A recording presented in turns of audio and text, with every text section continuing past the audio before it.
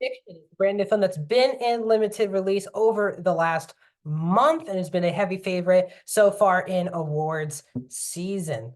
This time around, the film is written and directed by first-time feature Cord Jefferson. The film stars Jeffrey Wright, who's getting tons of nominations for this performance. Jeffrey Wright plays Monk Ellison in the leading role. Monk is a struggling writer who's been told by his agent, Arthur, played by John Ortiz, that he's currently not writing black books. He's writing books that don't have to do with race, but the authors want a black book. And he's like, I'm a black author. I am. This is a black book. He's having issues dealing with that, as well as also some family issues with the struggling health of his mother, Agnes, played by Leslie Ugmas. Also in the film are Tracy Ellis Ross as Lisa, a doctor who is Monk's sister. You also have another sibling, Monk's brother, Clifford, played by Sterling K. Brown, who's dealing with trying to be accepted by his family for being gay. Also in the film, you also, as I said, John Ortiz. You also have Erica Alexander as Coraline, Monk's love interest throughout the entire film. Adam Brody plays Wiley, who is a film producer. And you also have Issa Rae as Centaura Golden, a famous African-American writer who is also challenges the ideals of Monk throughout the entire film. The film is 1 hour and 57 minutes long and is rated R. Welcome back to a brand new review here on Max Talks Movies. My name is Max Lindenberg. Today we're talking about American Fiction.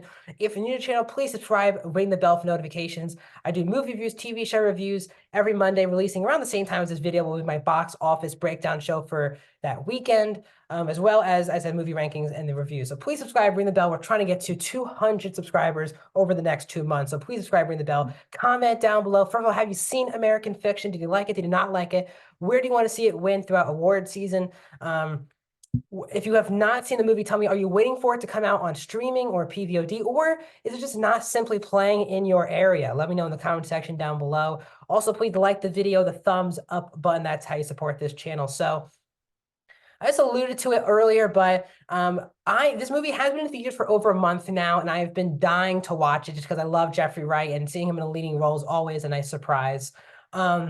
But this is a movie that went over my winter break from school, where I was staying over break, where this movie was not being played. It was just not in any close region to where I live.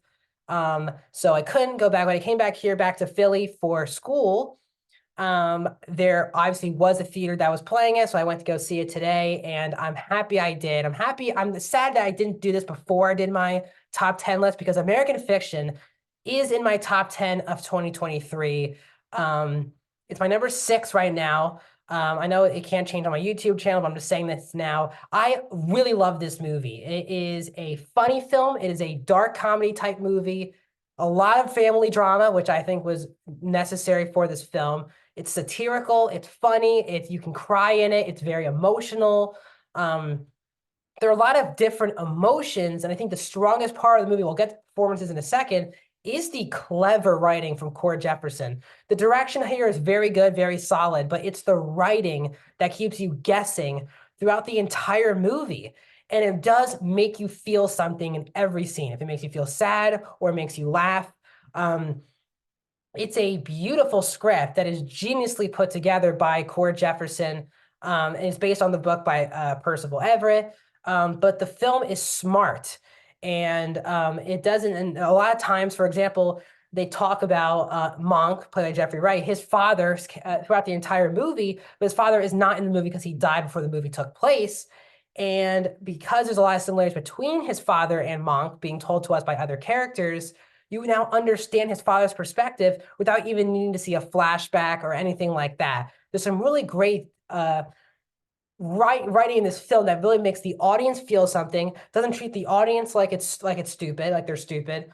And you truthfully do care about both this family and the satirical conversations that are happening. They're balancing two big storylines here, which is this family drama, also alongside, which does connect, but mostly splits in half with this satirical dramedy about representation in writing, how these different races and cultures believe that they should be seen in the world based on their writing, and how all these white leaders in Hollywood or in the printing industry want their specific stories about how these different types of people are being told. And There's some really good satirical drama. Now, I'm going to say this. I've heard some people say that white people, I guess, are not liking this movie. I'm a white person and I love the movie. I think if you just, for God's sake, put your guard down, understand sometimes that sometimes you're not being made fun of. I don't think this movie is making fun of white people. Yes, they're poking fun at a lot of different people. And the reason why I say that is because they're not just making fun of a race.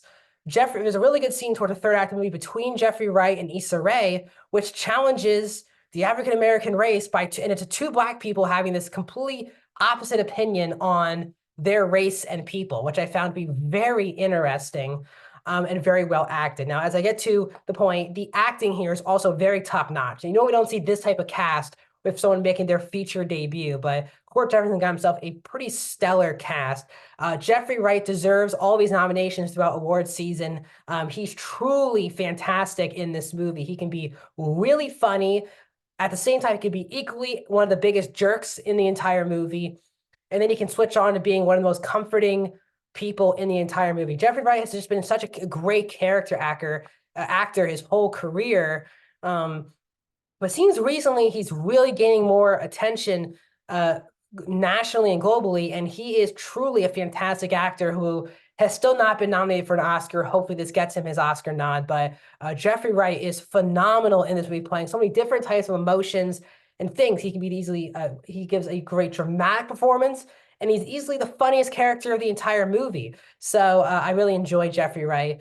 Supporting wise, the big standout for me is definitely Sterling K. Brown, who's also getting some awards buzz as Clifford. He has a moving storyline towards the second half of the movie about being accepted for being gay and how his family's really taken him away from that. It's a moving storyline, and I think his dynamic with Monk and Clifford's relationship is easily my favorite of the entire movie. And you get really good at a satisfying ending with those two guys. So Sterling K. Brown is fantastic in this movie, also deserves the praise that he's been getting. Really liked Tracee Ellis Ross and Issa Rae. They're both not playing major roles in the movie, but when they're on screen, they have a great screen presence, and Ross and Issa Rae are terrific. I also really liked Erica Alexander as well. She brings the perfect love interest into a movie like this as well.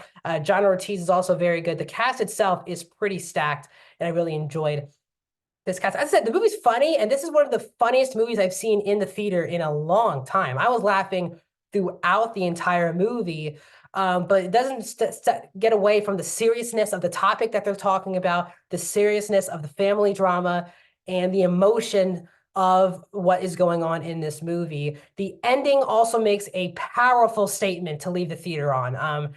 I knew what they were going for, and I really understood and really enjoyed, and it's a very moving ending to the movie, which tells us a lot about the harsh realities of the society that we live in currently at the moment, and what both people from any part of the world understands what's going on. So overall, I love American Fiction. I do think there's some times in this movie from my one issue, which wouldn't get it into my top 5 or top 3 movies of the year, is that there are sometimes a bit too many characters going on and too many subplots going on, which sometimes distracts us from the actual book storyline that's going on. I think there's sometimes they take a bit too long of breaks between subplots. But overall, I love American Fiction.